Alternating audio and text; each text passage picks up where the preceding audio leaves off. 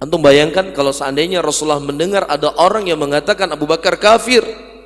Antum bisa bayangkan bagaimana ucapan Nabi kalau seandainya mereka mengatakan seluruh sahabat Rasul itu murtad. Apa yang akan diucapkan oleh Nabi SAW?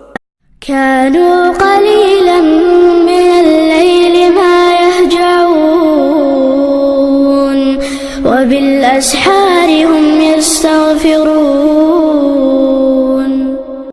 Nah, kenapa hari ini kita ada orang yang mencela sahabat?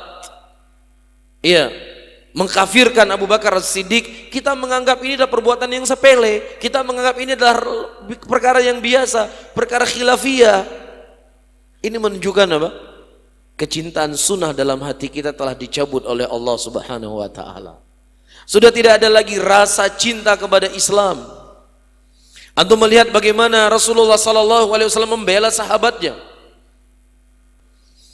Ketika Rasulullah SAW duduk-duduk dengan para sahabatnya, di situ ada Abdullah ibnu Mas'ud radhiyallahu ta'ala anhuma.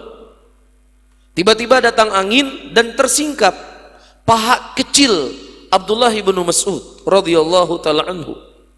Dan kemudian para sahabat Rasulullah tertawa. Mereka cuma sekedar tertawa. Kemudian Rasulullah bertanya, "Mata tadhakun?"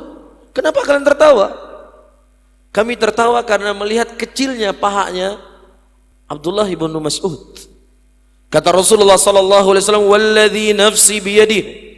Demi jiwa, ya demi zat yang jiwaku berada di tangannya, kalau seandainya dua kaki Abdullah ibnu Mas'ud ditimbang di sisi Allah, maka niscaya lebih berat daripada gunung Uhud.